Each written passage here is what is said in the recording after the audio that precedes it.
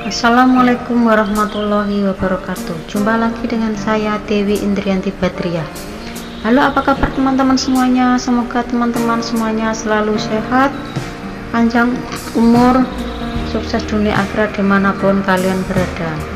Teman-teman, kali ini dalam kesempatan ini saya mau berbicara ilmu sedikit barangkali bermanfaat tentang 18 sikap yang harus dihindari.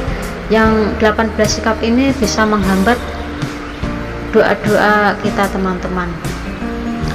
Yang pertama itu gundah, gelisah, murung, sedih. Ini adalah satu paket, teman-teman.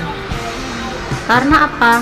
Jika teman-teman setiap hari itu punya masalah, selalu sedih, selalu murung, selalu gelisah, itu menandakan bahwa teman-teman itu tidak percaya akan adanya Allah gitu. Jadi Allahnya pun ikut sedih gitu. Jadi hidup ini itu sebaiknya itu dinikmati, disyukuri dan dijalani saja. Maka dengan kita meningkatkan taat ibadah, sholat lebih awal, sesuai tepat waktu, maka Allah akan memberi jalan solusi, jalan keluar tentang masalah yang kita hadapi, teman-teman. Terus sikap yang selanjutnya adalah ngeluh, teman-teman. Jika kita melakukan setiap hari itu ngeluh dan ngeluh, kita ingin sesuatu dan mendapatkan masalah sedikit itu selalu ngeluh, terus ada hujan ngeluh, ada panas ngeluh, pusing sedikit ngeluh, anak sedikit ada masalah ngeluh, itu bagaimana Allah akan menambah nikmat kita kalau kita itu selalu ngeluh, teman-teman. Apalagi ngeluh-ngeluh di sosmed itu sangatlah tidak bagus, teman-teman. Di samping semua orang tahu tentang pribadi kita, itu sangat tidak bagus, teman-teman. Ngeluh sama Allah saja. Yang membuat masalah itu kan Allah. Adanya masalah itu tentunya kita itu kurang mendekatkan diri sama Allah, maka kita dikasih cobaan-cobaan terus, teman-teman. Semua itu ya, soalnya apa? Saya dulu sering mengalaminya gitu loh, makanya saya bisa bicara seperti ini gitu. Sekarang hidup saya itu saya jalani saja, terserah Allah saja gitu. Bagaimana Allah akan memberi nikmat kita, akan menambah nikmat kita kalau kita setiap hari selalu ngeluh, teman-teman. Jadi sikap ngeluh ini bisa menghambat doa-doa kita akan terkabul, teman-teman. Jika teman-teman pengen doanya terkabul, buanglah sikap ngeluh ini setiap hari. Coba diam, ngeluhlah sama Allah saja, maka Allah akan merasa kagum dan merasa bangga kepada teman-teman semuanya, sehingga kita semua diberi nikmat dan ditambah nikmatnya lagi yang luar biasa. Terus lagi sikap jengkel, kepancing jengkel, mancing jengkel. Jengkel itu istilahnya itu suka mudah tersulut emosi gitu, jadi gampang mudah marah gitu. Terus ini adalah satu paket ini, teman-teman. Ini kalau kita lakukan setiap hari, di samping kita itu membuat tubuh kita itu sakit, itu adanya marah itu bisa membuat tubuh kita itu sakit, berbagai macam penyakit. Itu diakibatkan dari pikiran sering jengkel ini. Jadi perasaan marah di hati itu rasanya dongkol gitu loh, sering mudah terpancing emosi, gampang tersulut kata-kata yang sekiranya kita tidak cocok gitu. kita langsung emosi gitu. Itu kalau kita tidak bisa belajar menahannya gitu, itu lama-lama komplikasi kita gitu teman-teman. Sebaiknya itu rasa marah, sering ada orang ngomong gini, kita dikritik gini, itu terus kita itu mudah tersulut emosi, itu kita buang saja, pelan-pelan belajar gitu, belajar agar kita tidak tersulut emosi. Jadi biarkan orang bicara apa, biarkan orang mau berbuat apa, itu silakan saja gitu. Kita itu belajar mencintai diri sendiri itu, dengan adanya membuang rasa marah ini teman-teman. Jadi pintar-pintar teman-teman itu gimana supaya teman-teman itu nggak marah gitu. Kalau kita selalu mengumbar marah, terusan kita bicaranya itu keras gitu, di hati jadi dongkol gitu, itu bahaya teman-teman. Kayak penyakit stroke, itu penyakit bermacam-macam, itu semuanya juga dari pikiran yang tak terkendali, perasaan dongkol marah itu teman-teman. Jadi perasaan marah, jengkelan, kepancing jengkel membuat orang marah itu sangat tidak disukai Allah Subhanahu wa ta'ala. Dan doa-doa kita yang kita ucapkan setiap hari itu nggak bakalan terkabul teman-teman. Teman-teman bisa mencobanya ya, di saat sedang marah-marah itu berdoa, mana mungkin bisa terkabul. Yang itu teman-teman itu nggak bisa membuat Allah kagum kok. Jadi kan di Al-Quran ada itu, kalau kita itu nggak boleh marah kan gitu teman-teman. Ayat berapa saya lupa, pokoknya saya pernah dengar dari kiai gitu. Sikap bawel, cerawat, cemberut itu juga sangat tidak disukai sama Allah teman-teman. Kita melakukan perbuatan selalu ngomelin orang, ngomelin anak buah kita, karyawan kita, ngomelin anak-anak kita, ngomelin suami kita, ngomelin istri kita, ngomelin orang tua gitu, itu Allah sangat tidak suka dan tidak meridhoi dengan sikap-sikap kita seperti itu. Kita itu ya mengatur anak ya biasa-biasa aja lah. Kalau anak bikin jengkel atau suami bikin jengkel, istri bikin jengkel, udah biarin saja. Kalau sudah dibilangin ya nggak mau ya terserah, yang penting kita sudah melaksanakan tugas kita gitu. Kalau kita selalu ngomelin mereka semua ya bisa berakibat bagi kita sendiri gitu loh. Mereka berbuat semaunya itu yang membuat kita jengkel itu ya karena kita itu kurang taat sama Allah gitu, jadi kita dibuat tambah jengkel gitu. Yang nyuruh juga Allah gitu. Jadi sikap-sikap ini tuh nggak bagus teman-teman. Kita buang saja lah ya, semampu kita untuk bersikap saja, wajar-wajar saja gitu loh. Lalu mikir teman-teman, kita itu setiap hari itu memikirkan hal-hal yang nggak penting, yang belum tentu kita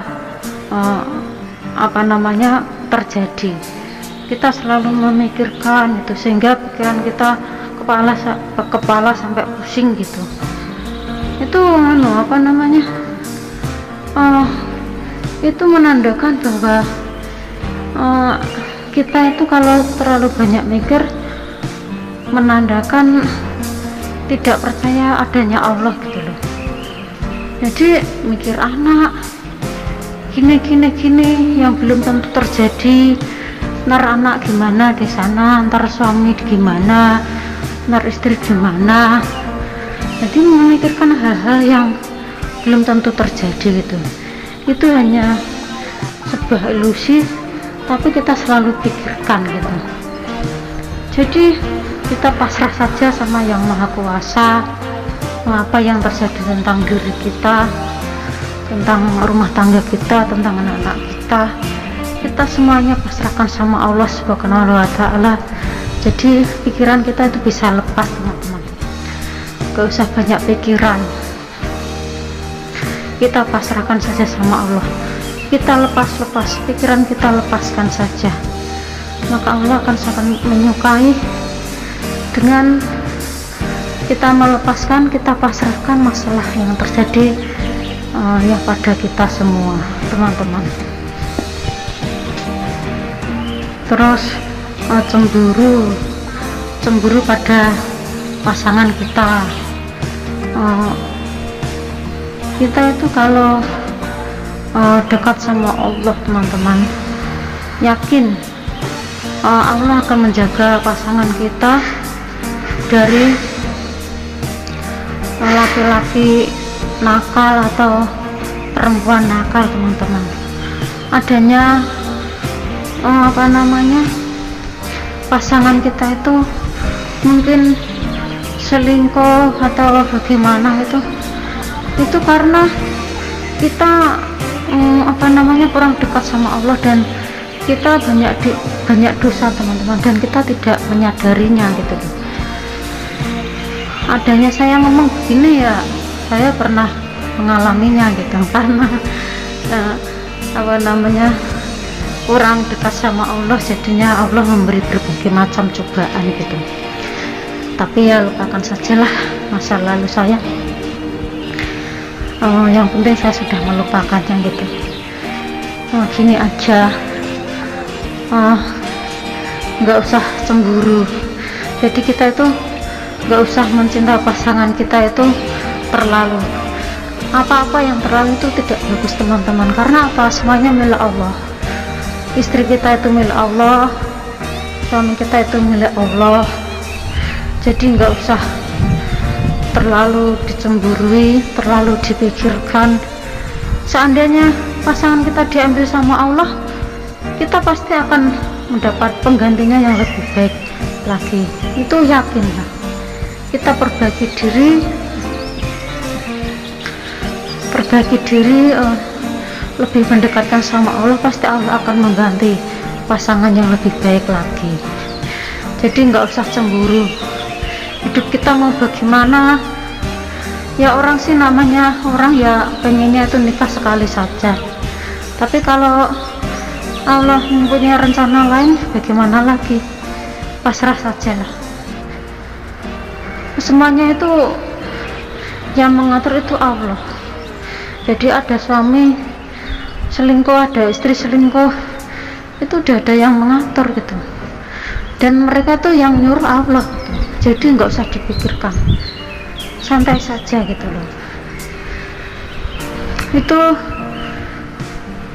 kita berusaha agar kita tuh mencintai diri sendiri dengan tidak menyakiti diri sendiri. Dengan adanya rasa cemburu kan membuat hati kita semakin sakit, jadi nggak bisa tidur gitu.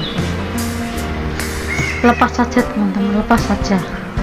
Kita mendekatkan diri sama Allah, berdoa. Terus lagi dendam, teman-teman. Kita itu kalau selalu dendam, memendam rasa dendam di hati kita, itu masalah nggak bakalan selesai. Adanya perasaan dan pikiran kita itu fokusnya hanya dendam, dan dendam dongkol sakit hati. Kita harus belajar pelan-pelan melupakan orang-orang yang menyakiti kita. Harus belajar bisa memaafkan orang-orang yang menyakiti kita. Kita pasrahkan pada Allah Subhanahu wa Ta'ala. Biarkan Allah mengurusi orang-orang yang menyakiti kita. Kita kalau selalu dendam itu membuat doa-doa kita itu semakin lemot, terkabul tapi lemot gitu loh. Jadi di samping pikiran dan perasaan kita itu tambah sakit,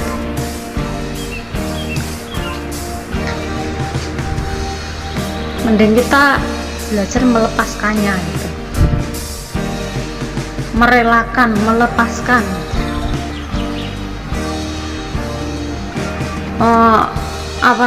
pasrah pada Allah atas orang-orang yang selalu menyakiti kita. Belajar memaafkan saja.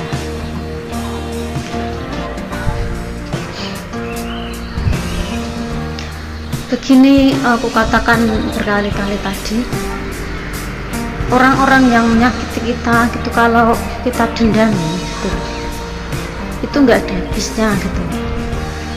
Terus mereka berbuat kesalahan dan menyakiti kita itu ya disuruh sama Allah, karena mereka pun yang menyakiti kita itu makhluk Allah gitu loh.